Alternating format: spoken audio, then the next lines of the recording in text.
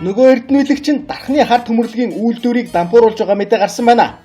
Энэ юу н яадаг хүн бэ? Хаанхын ямар гээчийн цайрсан дээрэмчинд юугаа өгчхөд одоо ингэж дампууруулах хоосролтой тулаад байгаа хүмүүс вэ бид чинь.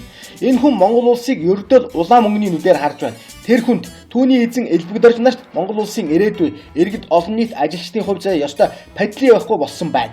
2014 онд Худалдаа хөгжлийн банкны хөрөнгө оруулалттай QAC компани дархны хар төмөрлөгийн үйлдвэрийг хөгжиж авснаас хойш төмрийн үйлдвэрлэлийн хэмжээг шууд бууруулж хөдрийн олборлолтыг эрс нэмэгдүүлэн шууд экспортод гарах болжээ. 23 жил ашигтай ажиллаж олон мянган хүнийг ажлын байраар хангаж улсад дотор төлж байсан төмөрлөгийн үйлдвэр ийхүү сахал эрдэнэлгийн гараар орон дампуурч үйлдвэрлэгч түүхийдээ шууд гадагш нь гаргах ажиллагаанд шилжлээ.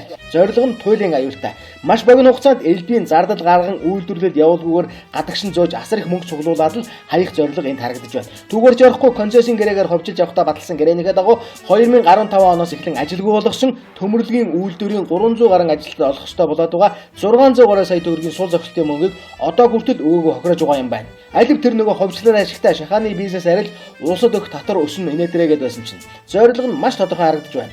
Монгол улсад ашигтай ажиллаж байгаа цөөн тооны том үйлдвэрүүдийг ховчилж авмагцаа яг энэ төмөрлөгийн үйлдвэр шиг асар хурдтайгаар мөнгө олох арга замыг сонгож бөөнөр мөнгө цуглуулж авмагцаа дампууруулан тухайн салбарыг нь элгээр нь хэвдүүлж хаад эцэст нь яг нөгөө хоньны нэхий 200 төгрөг болдог шиг замаар оруулан эцэст нь гадаадын нэг нөхөр зарж мөнгийг нь хармаалаад алга болно.